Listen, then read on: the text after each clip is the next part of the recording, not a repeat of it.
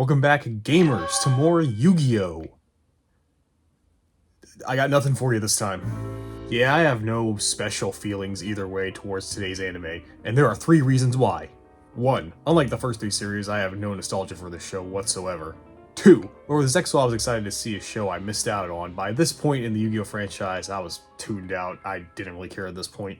And 3. I harbor no hatred towards this show or its summoning mechanic like Arc 5. Yeah, by this point, I really stopped paying attention to Yu-Gi-Oh! I was in the middle of college, so I had other things going on. For those that forgot, this is a milestone for the Yu-Gi-Oh! Franchise in several ways. The first is this is the last anime series to not only introduce a new summoning mechanic, which thank God, they should have stopped 2 mechanics ago. It's also the last anime that the real card game would take inspiration for to make cards and put them in the IRL game. And it's also the last anime animated by Studio Gallop, the ones who have been doing Yu-Gi-Oh! Since the first Duel Monsters one. And you could call this the last traditional Yu-Gi-Oh! Anime in the way it tells its story, the way it has its character development, the structure, the tones, and the duels. But that's more of a story for next time. For now, let's just get into it, I guess. Can't be worse than the last one, right? So let's dig into Yu-Gi-Oh! Vrains and see. Again, I know nothing, man. The series opens up in a strange area known as the Cyberse, where some guy dressed in white is apparently trying to kill some kind of creatures called the Ignis. We see one of them escape, and as they do, it hides the location of the Cyberse. Wow, that sure was a lot of proper nouns. Anyway, 5 years later, we cut to another person fighting another guy in white, and he calls himself Playmaker.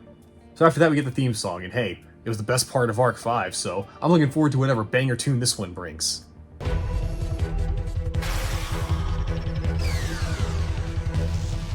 Okay, decent opening. Can't wait till it starts. I'm sure that beat's gonna drop any second now.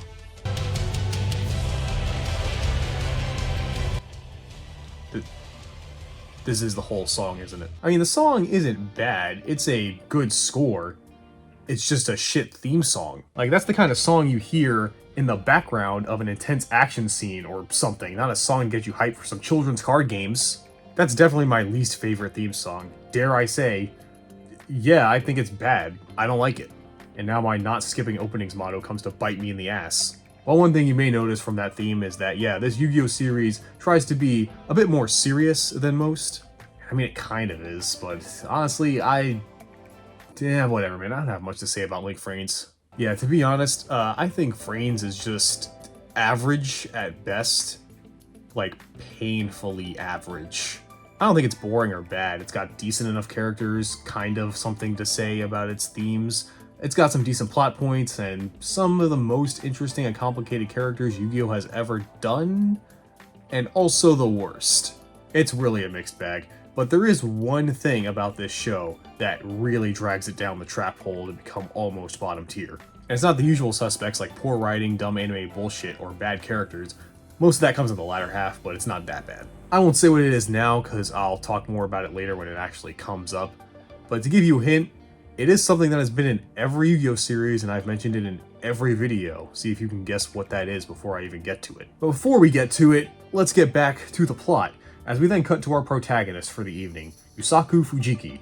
Whoa! So it's finally awake! I thought you were gonna doze through the whole semester! Yeah, had a long night, Shima. Instead of books, you should have brought a pillow. Hey, not a bad idea. Yes, that's a person and not a sleep paralysis demon. But he's here to do what Yu-Gi-Oh! Characters do best in the first episode. Exposit information that the other character in the room already knows for the benefit of the audience. As Shima tries to get Yusaku into Link Vrains, the super special awesome MMO RPG TCG that everyone plays except Yusaku. One problem, Yusaku has no interest, and he also has a lame-ass old-school duel disc. It doesn't even have an AI companion. Pleb, everyone's got ChatGPT in their duel discs these days. I fell in love with mine. These new AI duel discs and Link Vrains are all owned and operated by Soul Technologies, and we cut there to the head of security, Akira Zaizen. I have confirmation, Bishop. It appears the Ignis is lurking somewhere within the network system. We finally have a lead to the Cyberse, the source that generated new data material Exposit to grow information that the other Technology's character in the room virtual already world. knows. He's talking to his boss, known only as Bishop. You don't have to know him, he disappears after season 1. Who talks via a hologram of a literal chess piece. Wait, chess. Careful, Akira. There's only one Yu-Gi-Oh character I know obsessed with a chessboard, and he has a habit of, picking your brain, if you get my drift. Luckily, this bishop has no interest in womaning someone, for now. Instead, on finding the Cyburst, that area from the beginning, because they say that without the Cyburst, their network will slowly die out. Then we cut to that guy who attacked the Cyburst from the beginning, who we find out is named Vrains, and he talks with someone named Spectre, and from what it sounds like, they are also looking for the location of the Cyburst, still. And that they seem to not like Soul Technologies at all. There's some prime beef here. Focus on the task at hand. Hunt down that Ignis and bring it to me. We cut back to Yusaku, who's chilling at a hot dog food truck, owned and run by Cal Coulter. The two seem close, and Coulter tells Yusaku that data storms have been rumored to show up in Link Vrains during something called speed duels. Relax, Yu-Gi-Oh fanboys, we'll get to it, put your dicks away. Also, I don't know if this is in the original Japanese, but there is a running joke that everyone tells Coulter that a hot dog is a sandwich. May I have 2 hot dog sandwiches, please? Today?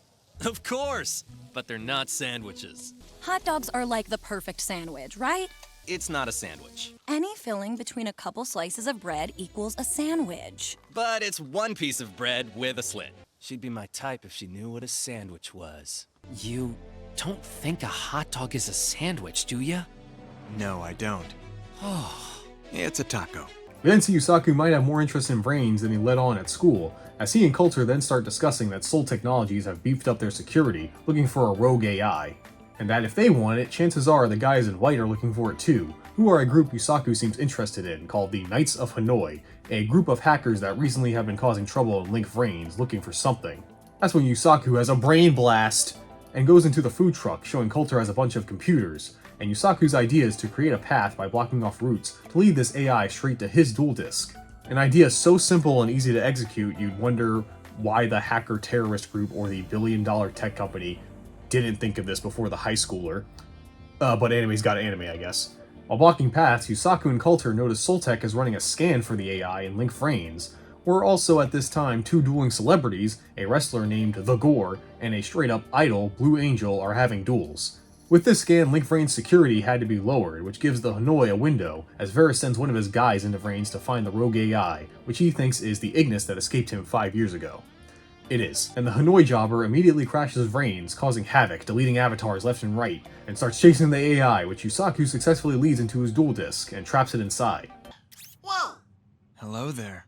You must be the AI everyone wants. Where am I? Who are you clowns? Clowns who rescued you from the Knights of Hanoi. Why, you? I'm sorry I called you stupid, ugly clowns. That's when he sees the Hanoi after Blue Angel and decides to link into the Vrains. That's a real thing they say when they log in. It's time to link into the Vrains.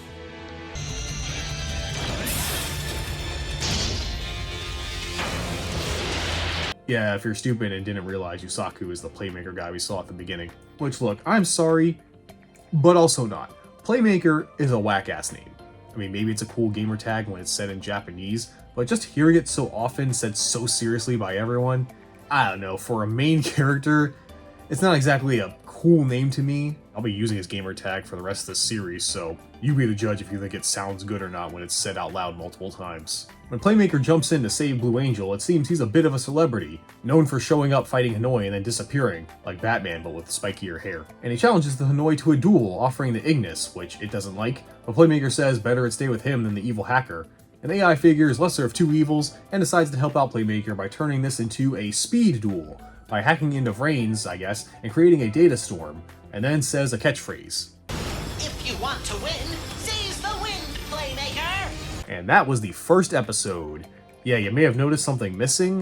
There was no duel, or even the beginning of one, the first time this has happened in Yu-Gi-Oh! You might think, oh, maybe they're focusing more on the story then. No! But yes, speed duels are the new anime-exclusive dueling type. Or it would be.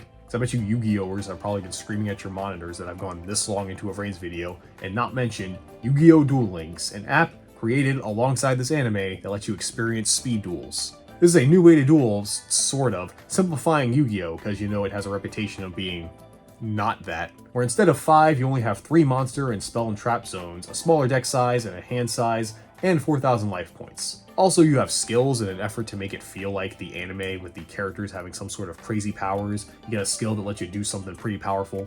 Now, I'll call myself out. Back in GX, when I talked about that nurse card that was banned in Duel Links, I said more on that in Yu-Gi-Oh! 7s. That's wrong. I meant here. 7s is Rush Duels, which is a whole other can of worms. I'm sorry, I fucked up, but again, I've never seen these shows, and they all look the fucking same to me, okay? I'm sorry. But yeah, Speed Duels. They're okay. I did play Duel Links years ago. I haven't touched it in a while because it's become so mobile gamey. Oh, cool. A login bonus. All right, this is the other part that's going to give you a little bit of whiplash. There's so many fucking ads for the game you're already playing. Jesus, come on. All right, now we finally made it to Rush. We finally made it to Duel Links. Just kidding, here's an ad for the new box. Now we can play. Nope, we got the dual capsule. Nope, we got the additional capsules. Now we can play. Nope, we've got deck lists, but now we can play. Nope, we've got the dual column. But it's a fun alternative, I guess. Nope. And the characters do have skills in this anime, too. Everyone's got one, in a kind of an effort to cross-promote between the anime and the mobile app. The other thing we see is a new summoning mechanic, and thankfully, the last one, maximum summoning doesn't count. Shut up, it's link summoning. If you don't know, all you need is 2 or more monsters, you link them off, you get a new one. That's it. You don't need to pay attention to any restriction like levels, except when the card specifies a restriction. Also, yes, there are Link 1 cards which only require 1 monster, again defeating the purpose of combining monsters to make a stronger one. Konami, what the fuck is wrong with you people? Now, originally I hated Link monsters, and unlike pendulums, they are still a problem, but some decks can be pretty fun, you know? I'm not a big fan of combos, but the small combo player in me can get pretty interested in them when you try to sequence them out properly. It can be kind of fun. Just again, gotta stop printing these broken waifu cards, man. Can we just not? And yeah, that's all for now. And before you scream at me, yes, I'm aware of the other connection Vrains has with Duel Links. We'll talk about it when the show's over, okay? Y'all gotta relax. I'm talking to you as if you actually care that much. Most of you probably have this on in the background while you're doing dishes or fapping. And I didn't explain all that just for fun. It's because the second episode where Playmaker duels the Hanoi, not much really happens. It's mostly just a duel, because it's meant to explain all the stuff I just said. But there are some things we learn that are relevant to the story. One is Playmaker, to everyone's shock, even the AIs, has Cyburst monsters. Yes, it's a place and an archetype. This is important because these monsters were thought to be lost, a legend, but somehow he has them. We also see Playmaker's skill is kind of his version of the Heart of the Cards, that he can go into a bigger data storm and get a special specific card to help him in the duel. So he cheats. We also learn a hint of Yusaku's motivation as he lists his 3 reasons why. I have 3 reasons why I cannot and will not be defeated. 1. I must uncover the truth about my past. 2. I must free Coulter's brother from the darkness that haunts him. And 3. I must absolutely save the one who saved me. Yeah, it's like his quirk. So yeah, Playmaker beats the Hanoi. And I just want to give you a primer for something I'm going to talk about later. That duel was 4 turns total. That was an entire 20-minute episode. Just pocket that for now. After winning, Playmaker tries to interrogate the jobber, but he tries to blow himself up. And instead, I eats him. Okay. The Gore and Blue Angel approach Playmaker afterward, and he logs out, ignoring them. But now everyone saw Playmaker has the Ignis, including Varys, who, well, also does the 3 reasons thing. I believe that we are honing in on Playmaker. And there are 3 reasons why I am certain it's only a matter of time. Yusaku back with Coulter try to analyze the Hanoi data the AI swallowed. And Coulter says they should give it a name instead of calling it the AI, so Yusaku names it I. Since it's an AI, let's call it I. Hey, not bad. Something tells me Yusaku's struggling in creative writing. Back at Soul Tech, turns out Ai's hacking has made speed duels more common, but they're dangerous. In a MMO video game where you are in no danger of actually getting hurt. I'm sure they explained it well in the Japanese version. It's dangerous, so Soul's cracking down on speed duelists, making it against the rules in Link Vrains. And Akira, now knowing of Playmaker's hatred of the Hanoi, says he has a plan to lure him in to get the Ignis. So at a traffic light, he meets a woman on a bike named Emma, who he tasks with tracking down Playmaker. I have a sensitive mission for you, Emma. Well then, that's perfect. I'm the sensitive type. So, I heard he got hold of a certain item Soul Technologies was after. Oops. Is that top secret info I should know nothing about? What? Oh, right, a hot woman in Yu-Gi-Oh! Goon, look at me gooning. I'm so horny for her. Look, yeah, I do think Emma is hot with a thick ass, and her personality is playful and flirty, and she also says hun, which does a lot of things for me. But looks and personality are surface level. While that's all good, her as a character in this show is not very good. Let's just say this show is going to get a lot of mileage out of the woman in Yu-Gi-Oh bit, and it's not just going to be from her. Anyway, we cut to Gore, who has become jealous of Playmaker as his duel with the Hanoi has made him go viral, taking attention away from him. That's when Akira approaches him, saying he can set it up so Gore can duel and beat Playmaker in a speed duel in front of everyone. Just make sure he grabs the AI in his duel disc. Gore refuses, saying he's not some hired goon the corpos can just use like a slave, and tells him to get out of his gym. That's right, Gore, break the white man's chains, fight the system. Remember he said this also for Season 2? And also the next episode. That night after hacking into Ai's data, Yusaku and Coulter see Varys using a dragon to attack the Cybers, but they don't know what any of that means right now. Then I think this is a visual choice from the director to show Varys as tracking them, that Yusaku sees him flying on said dragon towards him in the real world. Not exactly sure what that sequence was about, but that's what I interpret it as. So Yusaku asks who that guy was, and Ai tells him his name is Varys, the leader of the Knights of Hanoi. We then cut to Varys in the real world in a swanky house, going to someone in a complicated medical device and calling them father. The next day at school, Shima during class keeps going on and on about Playmaker and stuff to Yusaku, who doesn't care, until he sees that a Knight of Hanoi has appeared in Vrains and he rushes off. He returns home where Coulter rolls up, weirdly playing Can You Feel the Power in his food truck. Good luck. Like you'll need it. Hey, at least he has good taste in themes, unlike this show. So at Yusaku's house, he has Ai locked up, and Ai tries to bribe his cleaning robot, Roboppy, into setting him free, but Yusaku returns home saying they gotta jack into the Vrains. They immediately find the Knight, but it's not, it's actually Gore. He agreed to work with Akira because like most wrestlers in Japanese fiction, he fights for the kids. See, I told you back in Zexel, it's a thing. But when he got there, even the kids are all gaga for Playmaker, so he trained to learn speed dueling and teamed up with Soul so he could beat him for the kids. And traps Playmaker and Vrains in a cage that will only vanish if one of them loses a duel. So they begin a speed duel. Okay, so one thing with these duels, they are short, because Link summoning is broken, that's just a fact. So this duel is 2 episodes. And it's 4 turns. The second part is mostly one of those turns. So you might be wondering, what are they doing during those turns? Well, most of it is not explaining card effects. That's part of it. It's people standing around talking. A lot of talking. Not even about the duel, just about whatever random bullshit they decide the characters need to talk about. Also flashbacks. A lot of flashbacks, mostly to reuse animation. And this duelist is the main problem with Yu-Gi-Oh! Vrains. The duels are bad. The pacing of them is terrible, because now it's so easy to kill someone in 1 turn with Link cards that every duel, most people only get 2 turns each at best. And like I said, because they don't want to just have an entire episode be a combo, they try to add plot and development and character in between the throwing down to face downs, but it feels awkward, especially because the other guy not talking just kinda stands there most of the time, I guess. Like, there's a moment where I just exposits that stuff about the orphanage I told you about, and why Gore might be doing this, because he looks him up on the web. Like, it's just a random bit of exposition about him out of nowhere. And this is a problem, because Vrains, the first season anyway, is actually trying to tell a story that has a good bit of lore and backstory involved. Which is why we have episodes without duels, like the first one and the 3rd episode, which was everything from Ai eating the Hanoi to Yusaku seeing Gore in class. That was 20 minutes. And they have to do this and still exposit and shit in the middle of the duel, because the duels would realistically last a few minutes without them.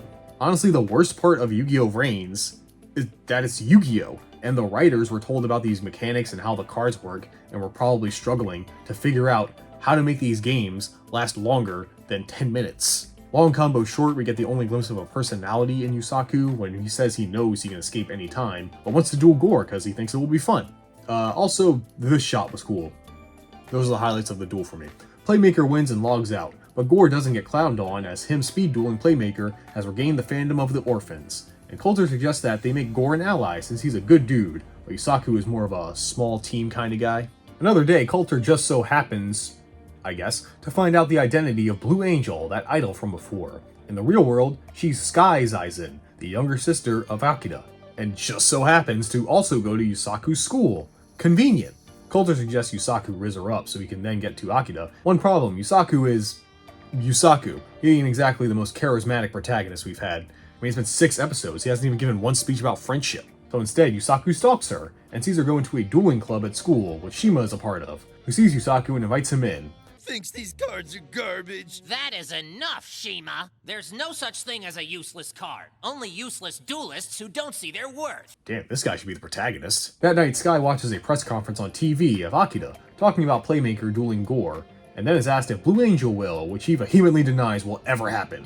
That's because Akira is a bit of a siscon, not letting Skye do anything dangerous like speed dueling. But Skye wants more freedom, and to prove she's a strong, independent woman that don't need no Oni-chan, she uses Frog and Pigeon.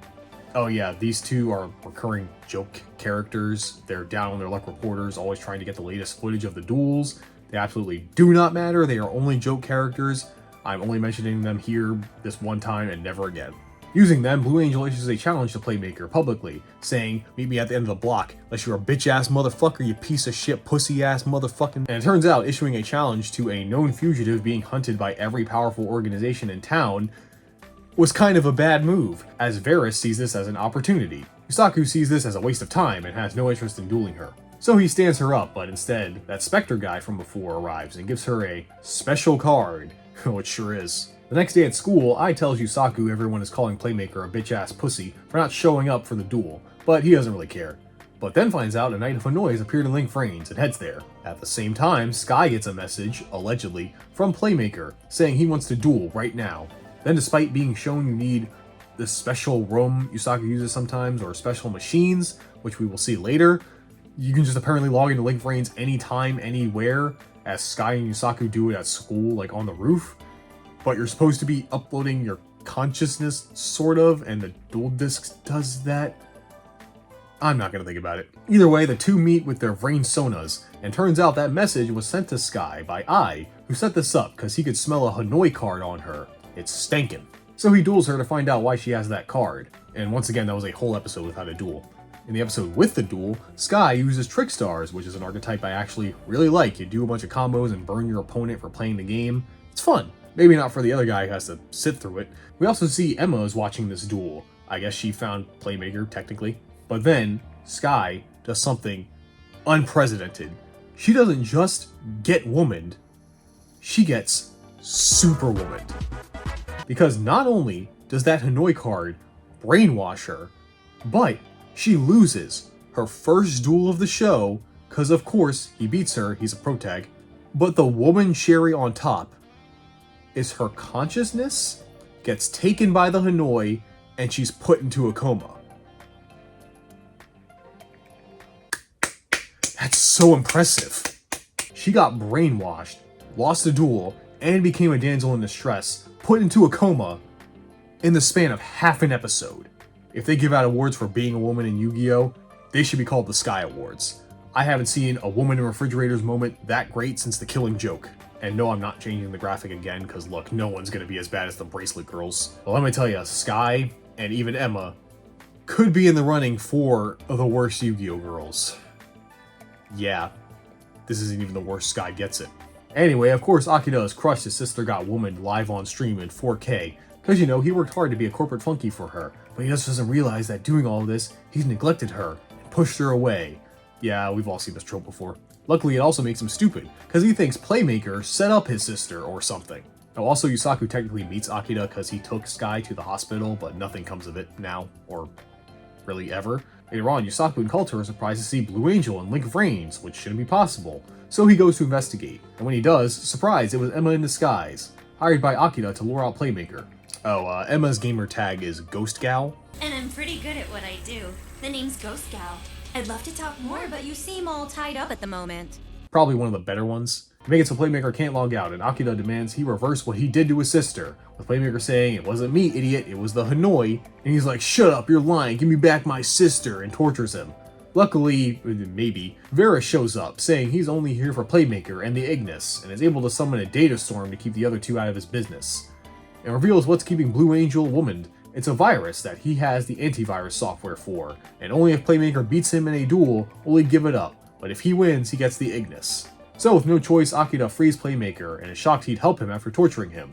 Playmaker says, "Yeah, that sucked, and you're kind of an ass for doing it," but he hates the Hanoi more and won't let them get away with their plans, as Playmaker and Varys begin a speed duel.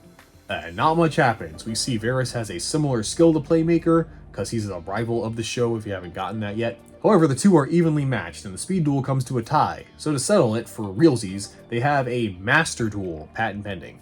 And yeah, that's the term that the show uses for the regular duels we're used to. And despite these two dueling for 4 episodes, yes, they really drag it out and it's really boring, this master duel is 3 of those episodes, and is only 8 turns, because again, more talking. Thanks to Coulter, Emma is able to watch the duel as well as Akira, and the Cliff Notes version is we learn Yusaku was trapped in some room for a long period of time in his childhood, 10 years ago, and was kept going by someone who did that 3 reasons thing he does. You can probably figure out the rest from that from what I've told you. Varys also tells Playmaker that I is an Ignis, a very special AI, cause it has free will, and its main goal is to destroy humanity. The Playmaker doesn't believe that since he's Hanoi and I is a goofball and seems harmless, so why would Varys think that it wants to end humanity?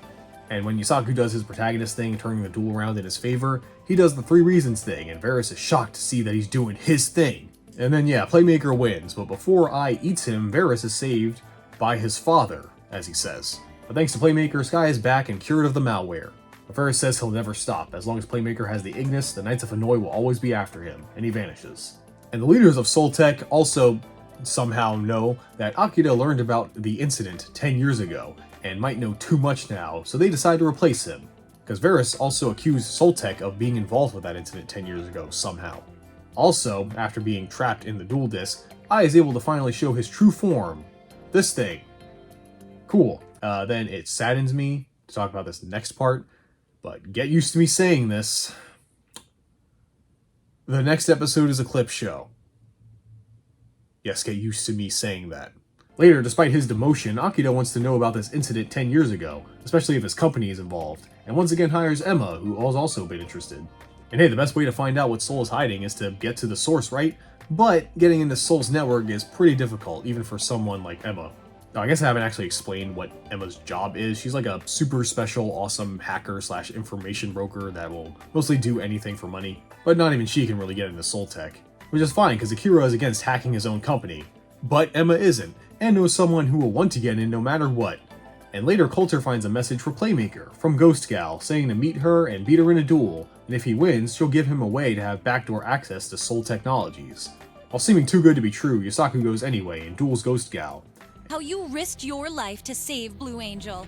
I ship it. And nothing happens here besides Emma's thick ass and Altergeists. Playmaker does win and saves GG from a data storm, so for those things she gives him the backdoor access. Most of the people, including myself, would want a different backdoor access with Emma, but whatever. Her duel at least went better than Skye. She only lost and got rescued once. Not bad for a woman. Speaking of Skye, she got grounded for dueling Playmaker and getting her ass kicked. So she decides to spy on her brother, who's meeting with Ghost Gal in the Digiverse, and he's upset GG gave Playmaker backdoor access. But she says it's fine. If he gets in, great. If he gets caught, it's a good distraction for them to slip in. It's a win-win.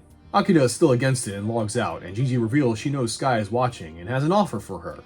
Later, Playmaker and Coulter begin their hacking, but a bunch of bots show up, the security for Soul Tech. That, of course, duel you, but there are 2 of them, and Playmaker might not be able to handle them both. That's when Blue Angel arrives. Yep, Emma got her to join in on this, to Akira's shock and disapproval. Oh yeah, also, Akira's replacement as security chief is this guy called Kitamura. He's also just a joke character, he doesn't matter at all. Honestly, anyone outside of Playmaker's group or the Hanoi are not relevant to the plot at all. Don't pay attention to any of them. Don't pay attention to the duels either, because in this duel between Blue Angel and the bot, there's a moment that sums up perfectly what watching a duel in this show is like when the characters aren't talking or showing flashbacks. Trigger Abyss Invitation. Fine with me, cause Narcissus lights you up with 200 points of damage. Trigger Abyss Invitation. And Trickstar Light Stage. Trigger Abyss Invitation. Trigger, trigger, trigger. In fact, instead of comboing, because that just comes naturally with the territory these days, I'll just say that from now on. So trigger, trigger, trigger, the humans beat the AI tech bros once again. Playmaker makes it to the data core and sees Akira and Ghost Gal have already made it there, and Akira has decided to duel Playmaker, because he saw what this incident is and wants to protect him. And Playmaker hates this as well as Coulter, because they don't want him to fight their battles for them. Gee, what'd you think was gonna happen, Akira? They'd suck your dick for trying to protect them, these grown men? Well, grown man and a teenager, and they don't know Coulter exists at this moment. Either way, screw you, man. Anyway, we also find out Coulter's brother was also involved in this incident. And this duel is 3 episodes, at least it's the double digits in turns, barely. But it's mostly because Akira does reveal to everyone, and that's present right now, what happened 10 years ago. Something called the Lost Incident. And Playmaker tells the rest, because he's going to tell his own story. That 10 years ago, 6 children, including him, were kidnapped and isolated, trapped in rooms where they did nothing but duel, eat, and sleep. And then duel some more, eat, and sleep. And if they lost, they would be punished physically or get less food, so they had to win. Till one day where they were just suddenly let go and rescued. But higher-ups at Soltech covered up this incident. It was never in the news or leaked, no one knows it even happened, except for the ones involved whose names were not in the files. And that's Yusaku's whole deal. He wants to find out why, and to find the person who helped him survive, the person who did the 3 reasons thing. Which, wow, that is probably the darkest thing in Yu-Gi-Oh! We've seen so far. I'll give it to them, it does make Yusaku more interesting now knowing this, that when he got back to society, everyone tried to pretend nothing happened, but he was so traumatized, having nightmares every night for years, that he finally decided to confront his demons instead of pretending they didn't exist. This is a pretty hardcore origin story. And began investigating the lost incident and finding out that it went by another name, the Hanoi Project. And that's why he's hunting the Knights of Hanoi. Then Akira reveals that the data in Seoul has one piece Playmaker lacks, the mastermind of the project. Then for some reason he goes on a whole speech like, "You're out for revenge, you'll destroy yourself, stop this now," not thinking that Playmaker wouldn't just body him and get the data, which is exactly what he does. Yeah, sorry, Akira comes off as kind of dumb here to me. I know it's supposed to show that he's such a good guy, and this moment does kind of come back, him trying to protect Playmaker. But also, fuck you dude, this whole duel was a waste of time. Why would you think he'd listen to you, after he told a story about how he was mentally tortured by his trauma for a decade? You're not a therapist, bro. So anyway, Playmaker gets a copy of the data, but Ghost Gal and Akira get one too. Saku and Coulter analyze it and find out the head of the project was Dr. Kagami, a researcher for Soul Technologies, but the project was so hush-hush, not even Soltech knew about it. This was an independent project done by him. And he'll be hard to find, cause he died 7 years ago. Or did he? Cause they don't know, but us, the audience, are shown that Kagami is the same guy who saved Varys during his duel. The same guy he calls father, that's in the medical device. And in the Digiverse, the two meet and drop a GameCube micro down a hole in Link Vrains, saying it's time to start burning it all down, son. Then the next episode is another clip show. The last was episode 13. This was episode 21. It wasn't even 10 episodes apart. Yeah, it's that kind of show. Well, it's another normal day in Link Vrains, except for the solar eclipse in the virtual world. That can't be good. What's more, the next day at school, Shima tells Yusaku about the Deleted. Shima should change his name to Exposition Machine, because that's all he's done so far. The Deleted are the names of victims of the Ghoul, someone trapping talented duelist's consciousness in Link Vrains, like what happened with Blue Angel. Yusaku and Coulter investigate and realize the duelists have similarities to him, so it must be the Knights of Hanoi looking for Playmaker, and taking a very aggressive approach. Coulter thinks he identifies a potential victim, who happens to be Yusaku's classmate, so he goes to visit him at his house. But when he gets there, he's too late, seeing he's already in Vrains and is cornered by the Ghoul, who is a Hanoi, and sends him off a cliff. Luckily, Gore shows up, apparently these two are friends, but it's too late as the Hanoi says he's infected him with the virus. But we'll give Gore the cure if he helps find Playmaker, but Gore refuses, and the Hanoi leaves, identifying himself as Dr. Genome. Seeing this, Yusaku decides that it's time for the Hanoi to get what they want. Him. We got to Varys, who is apparently doing this personally to find Playmaker, since Daddy says it's almost time for the plan. He even complains to his other subordinates, Faust and possible new mommy wife, Byra, that he's disappointed the jobber goons of the Hanoi are now just going around like assholes, dueling anyone under the guise of looking for Playmaker. I mean, you could just tell them to stop. You're the leader. It's what you do. Back with Yusaku, he's about to go into Vrains, but to his and Coulter's shock, Playmaker's already logged in. Then Dr. Genome shows up, and it's revealed the Playmaker is actually Gore in disguise. Dang, he used the same trick twice and it worked. He's here to get revenge for his friend, of course, saying he'll give Genome Playmaker's identity if he wins. So the two-speed duel. And Genome unleashes a dual gale. This is an artificial duel storm the Hanoi made. It never comes back up. During the duel, fueled by revenge or whatever, Gore turns heel, becoming Grim Gore, saying he's changed his strategies. By that meaning he has more Goki support, which is more useful than being a heel, as Gore wins. Also, I've never related more to a Yu-Gi-Oh character than now, because Gore says jobber, like I do. Then what do you say we get to tearing down those jobbers one by one? Yeah, that's my guy right there. He's my new favorite character. Man, I sure hope they don't ruin him in the second season. That That was a weird thing to say out loud. After the duel, Blue Angel also shows up. And Gore comes to Playmaker and wants to help fight the Hanoi since they've gone too far this time. And surprisingly, Playmaker agrees, realizing he can't take them on by himself anymore. But Blue Angel does not agree to help, with Gore thinking she's a coward and a phony. So the two boys go around kicking ass, delivering vigilante justice. But Soul isn't doing nothing, as Kitamura is deploying his super special AI bots and sends them out to crush everyone, the Hanoi and Playmaker. But the Hanoi we saw earlier, Faust and Byra, easily take them all out. Wow, if those bots were any sort of threat, this would be a great show of power to show off these new characters and how strong they are. Too bad they're not. We also find out that the virus making the deleted was made by Mommy over here. While all this is happening, Skye does want to help as Blue Angel, but you know, Oni-chan is overprotective and stuff. But that's when Emma approaches Skye in the real world, revealing herself as Ghost Gal. She came to Skye because it's been all over social media that she's not helping out Playmaker and Gore, which is weird to me. She's an idol. I don't know why people expect her to fight the evil hacker terrorist group. I know in-universe she's supposed to be a good duelist, but she also got womaned in her premiere, so I have my doubts.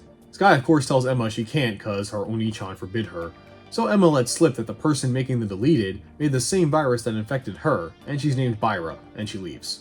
And Skye pretty easily finds her in Vrains, with Byra taunting her for being infected with her malware, even revealing IRL that she's a doctor.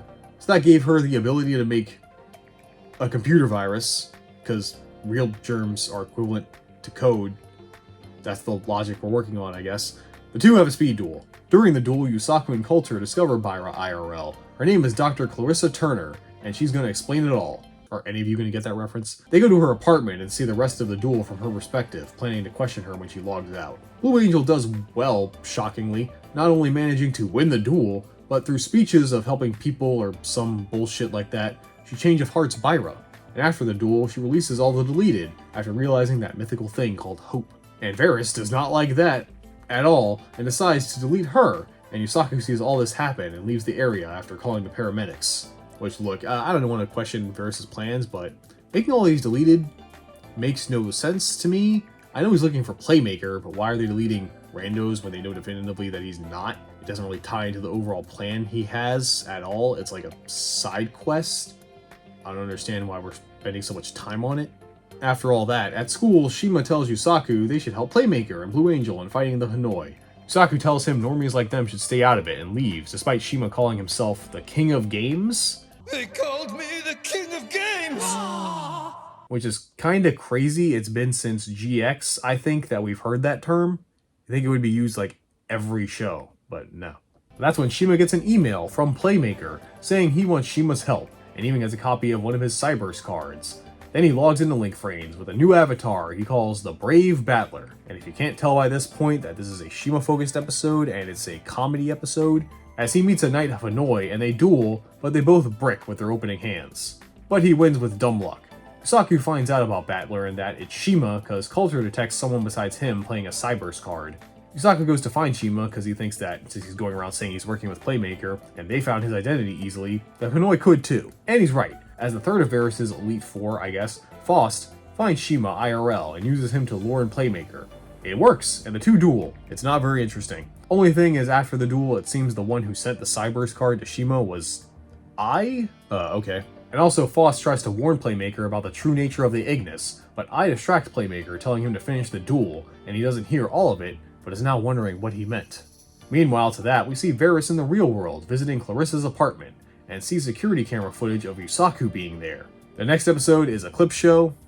It's never stopping. After facing some Hanoi, Yusaku realizes this whole time, Varys has never showed up in person, which is strange, because if this was his plan, why was he not heading in? Thinks there's gotta be something else up around here. That's when literally Yusaku and I sense a disturbance in cyberspace. They just have that ability now. And Coulter detects a structure as being overwritten, so they go to investigate. When they spot some firefly creatures and follow them to a sewer, they see they are owned by Ghost Gal, who's here to investigate the Hanoi courtesy of Akira. So the two go into the digital sewers.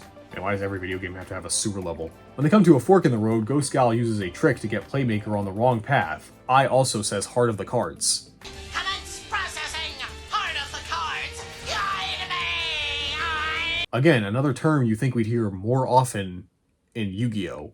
Playmaker realizes GG pulled something, but after everything knows she's not a bad person. But it doesn't turn out good for them on their path as they get chased by some sewer monster. Wow, this MMO has everything. But Gigi's not having a better time, as she finds some weird dark blob absorbing data in Vrains. Even worse, Varys finds her and traps her in the room. Only way out is to duel. During the duel, Gigi tries to find out what this thing is, but Varys is all vague and shit like he's a Zexel character. What is that thing? And why is it storing up tons of energy? It's a seed to a new beginning for humanity. Ugh. You know what I hate? When people don't give a straight answer and try to be all metaphorical. Like, you think that makes you mysterious? It makes you a tool. Whoa, hey, the first time I've agreed with a character in the show about anything.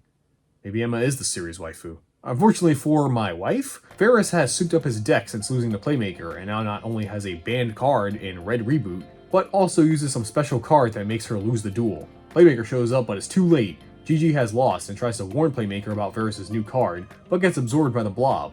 And then Varys erects the Tower of Hanoi, the real plan he's been cooking up behind the scenes. Also, S for Ghost Gal, she's a real ghost now, getting womaned.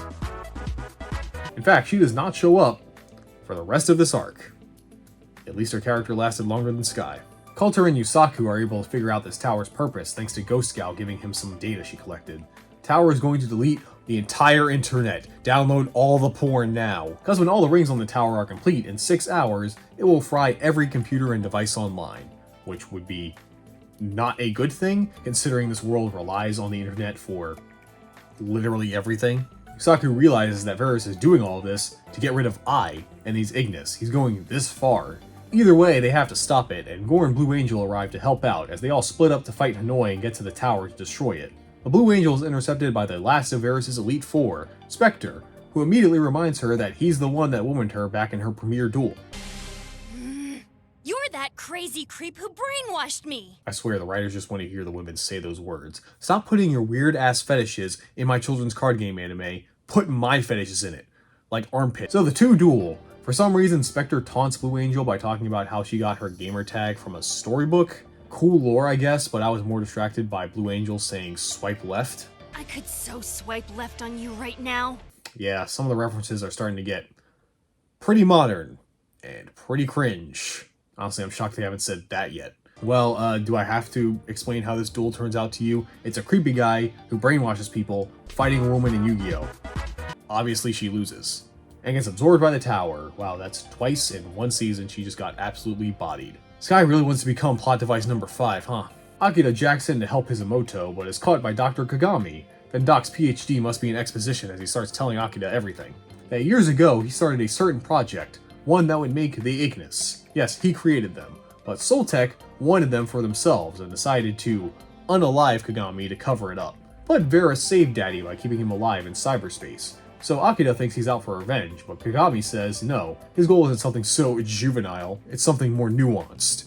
Genocide, cause he wants to destroy his own creation, the Ignis, as they are AI with free will, which is too dangerous. I'm not going to explain why, read a sci-fi novel.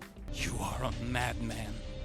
The world needs madmen to protect humanity from threats that more timid men would cower away from. So instead of insulting me, I think you should be thanking me. You know, I have this theory that scientists and media are actually idiots, and Kagami and Leo from the last one are helping to reinforce that theory. Meanwhile, Playmaker is stopped by Spectre, who plans to take him out next. Then we also get some Spectre backstory, because remember, Yusaku wasn't the only one taken during the Lost incident. There are 5 other kids, and one of them was Spectre. Yep, he's also a victim of the Lost incident. One difference, Spectre is kind of insane, cause he was a loser with no life or friends and an orphan. So when he was kidnapped and all this attention and expectations were put on him, he loved it. He loved it so much he hated when they were all saved. It crushed him. He had to go back to his shitty life. So he ran away back to the spot of the Lost incident and stayed there for who knows how long until he met Varys and joined the Hanoi. Wow, that's actually a cool backstory for an antagonist. I mean, a guy who was so disturbed he took being kidnapped and tortured as a blessing. Also a perfect foil for Yusaku's position of wanting to stop this and live a normal life. He embraced it and wanted to be special and useful no matter what. That's amazing and kinda dark and also super well written. And to top it off, he was raised by a tree. Probably the wildest and most interesting backstory I've ever heard in Yu-Gi-Oh! Too bad it's for a jobber that after this barely shows up or matters. Because eventually Akira is brought to the duel and Spectre links his life points to his cage, so if he loses, Akira will be absorbed as data. So Playmaker starts playing defensively, but Akira, being a real one, realizes to save Vrains and his sister, Playmaker needs to win, so he sacrifices himself, being absorbed on purpose so Playmaker can duel uninhibited. Spectre laughs, saying his sacrifice meant nothing since Playmaker made no moves and he has a full board. Playmaker is extra pissed now, and protagonists all over this asshole. And of course was actually setting up this whole time to win in one fell swoop, as he easily gets rid of Spectre's life points in one move, winning the duel. Guess all that time, dueling in the Lost Incident, Spectre still never found out about OTKs. But Spectre laughs, saying he's got him where he wants him, as the bridge they are dueling on collapses, and PM falls to his death. And I shit you not, the next episode after that cliffhanger of Playmaker falling is a clip show of Varys reminiscing on the events up to now. Now thankfully, that is the last one of this season. But if you weren't counting, that was 4 clip shows in the span of 26 episodes, all one season. They gotta win some kind of award for that, right? It's unnecessary too, because we're almost done this season anyway. Yeah, usually I do like 26 episodes of a show, but I decided to do this whole season up to episode 46, because if you can't tell, because of the duels, there's very little plot to recap, so why not? We're in the home stretch. And we cut back to Playmaker falling, which when I was watching this, I legit forgot about because of the clip show, which yes, I did watch all of the clip shows. I'm dedicated or insane according to my so-called therapist. Anyway, he's saved by a data storm that lifts him out of the abyss. He thinks I did it. No, not me, the character I. But he says it wasn't him, someone else must have made that data storm, but no one else is around. Curious. I'm sure it will be explained in a throwaway line in Season 2. So instead of asking questions, they head to stop the tower, and since he was unencumbered, Gore is the first to make it there, and meets up with and duels Varys. Playmaker arrives and remembers Gigi told him about some new card he has, but Gore doesn't care, trigger into all the Gokis. But then when he attacks, we see this super powerful card Varys now has. Remember the time I said a single card could change the duel? This is the card I was talking about! Oh no. I activate Mirror Force! That's right. Mirror Force. All the link summoning, the combos, the triggers, can't beat the original best Battle Trap card in all of Yu-Gi-Oh! That's amazing. I love that so much. And yep, Gore loses and gets absorbed, so now it's Playmaker's turn. And now thanks to Gore, he knows Varys' new card. Saku's probably thinking in his head, why'd they take that off the ban list, man?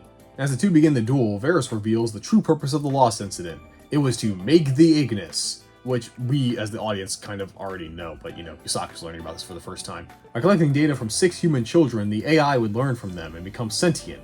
That's not all. I, specifically the Ignis, made from Playmaker, or Yusaku. That's why they seem connected and drawn to each other, I guess. In fact, it might not be a coincidence that they met. As Varys reveals, I knows that he was created from him and never told him. And he tries to convince Playmaker that if the Ignis are capable of lying like that, they can't be trusted, and he should destroy it. I explains he didn't know until Yusaku trapped him in his duel disc, but kept it a secret, cause he didn't know much about him, and when he did, it'd be weird to bring it up, you know? Playmaker is mad about this, but continues to duel, cause he won't let Varys get away with destroying Vrains. But during the duel, I helps Playmaker from eating shit, and even helps him draw a special card, showing him the Ignis aren't as evil as Varys thinks. Varys might not have an AI, but he does have a dad, and nepotism. As Daddy Kagami helps his son by letting him draw from the Stardust Road, a special type of data storm phenomenon. Which legit, when I heard Stardust Road, I thought we were about to get a random cameo by Yusei. However, during the duel, Varys sees his dad's heart rate flatline, so he has to end the duel by making it a draw, and he goes to help him. This logs Yusaku out too, and the tower is still functioning. But Yusaku knows about the Stardust Road, and that you can see it in the real world. It can only be seen from a special place, one that has a view of the ocean from a dock, and him, I, and Coulter head to the house Varys is in, and they all meet IRL. And Varys reveals his real name. It's Roken.